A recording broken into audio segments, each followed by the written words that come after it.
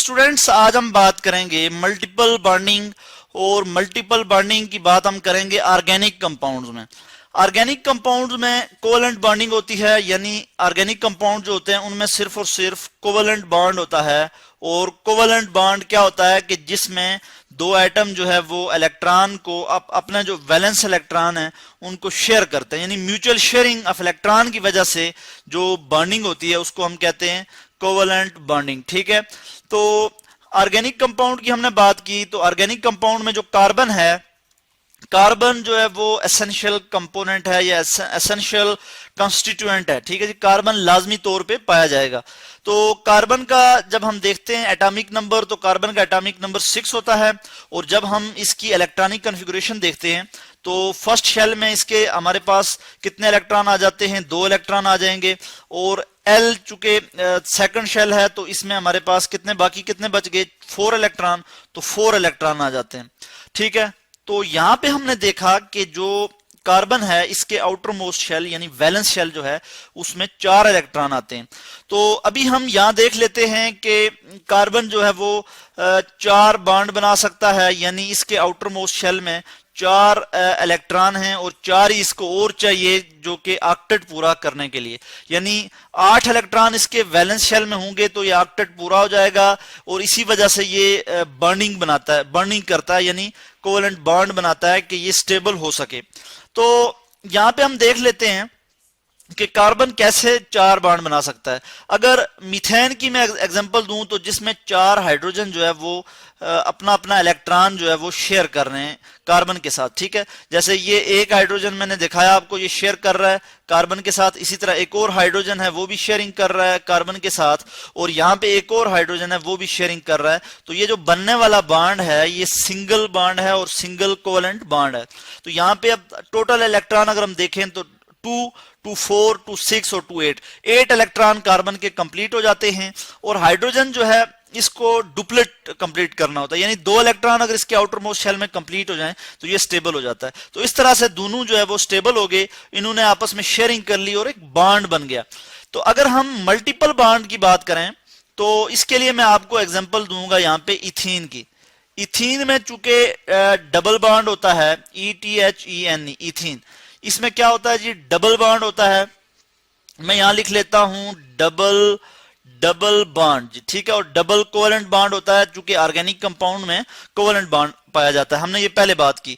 तो इथीन की अगर मैं एग्जांपल लूं तो इसमें क्या है कि 2 कार्बन हैं, मैं इसका फार्मूला लिख लेता हूं C2H4।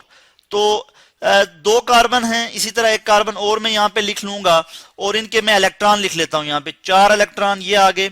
ठीक है, इसी तरह इसके भी जो है 4 इलेक्ट्रॉन आ जाते हैं और इसी तरह जो है इसके भी ये मैंने 4 इलेक्ट्रॉन लिख लिए हैं।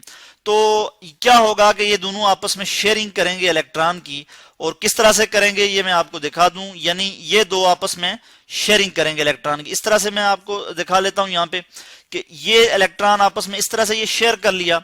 अब 2 हाइड्रोजन भी हैं तो हाइड्रोजन भी जो है वो इस तरह से आ जाएंगे, यानी वो अपना इलेक्ट्रॉन लेके इसके पास पहुंच जाएंगे शेयरिंग के लिए।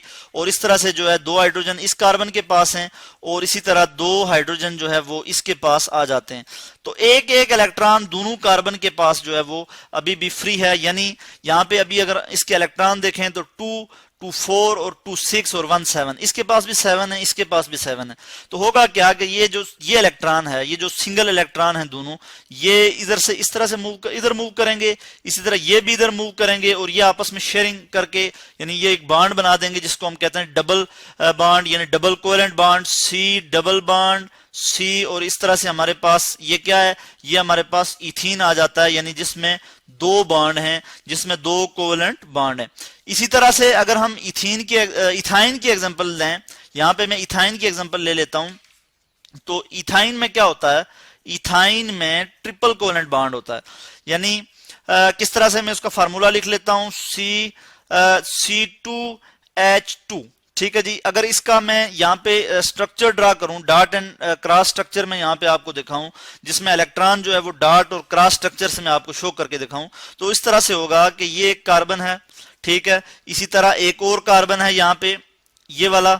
और अगर मैं इसमें इलेक्ट्रॉन दिखा दूं, इसके ये 4 इलेक्ट्रॉन होंगे। हमें पता है कि कार्बन में, कार्बन के आउटर मोस्ट शेल या वैलेंस इलेक्ट्रॉन में 4 इलेक्ट्रॉन होते हैं। तो मैंने 4 इलेक्ट्रॉन यहाँ पे इसके लिख लिए। इसको मैं डॉट से शो कर लेता हूं, इसको भी मैं डॉट से शो कर लेता हूं, तो ये आ गया। ठीक है। और अभी 2 हाइड्रोजन जो है वो इसमें शेयरिंग करेंगे। 2 हाइड्रोजन आके अपना अपना एक एक इलेक्ट्रॉन जो है वो यहाँ पे शेयर कर देंगे। यानी एक हाइड्रोजन ये आ गया और एक हाइड्रोजन ये आ गया, C2H4। यहां तक तो ये कंप्लीट हो गया। अब हम जब देखते हैं इलेक्ट्रॉन की टोटल तादाद, तो यहाँ पे कार्बन के पास 1 2 3 4 5 6, इसके पास भी 6 हैं और इसके पास भी 6 हैं। तो इन दोनों को ऑक्टेट पूरा करना है। ऑक्टेट पूरा करने के लिए ये क्या करेंगे वो मैं आपको बता दूं कि ये जो इलेक्ट्रॉन है ये यहां इधर मूव करेगा, ये इलेक्ट्रॉन यहां पे मूव करेगा, एक बॉन्ड बन जाएगा। इसी तरह से ये इलेक्ट्रॉन इधर मूव करेगा और ये इलेक्ट्रॉन जो है ये यहां पे मूव करेगा और एक बॉन्ड बन जाएगा। यानी क्या हो जाएगा, सूरत हाल क्या हो जाएगी कि C ट्रिपल बॉन्ड और ये C, और इसी तरह जो है आगे H जो है यहां पे आ जाएगा और H ये आ जाएगा। ये क्या है जी, इसको हम कहते हैं इथाइन।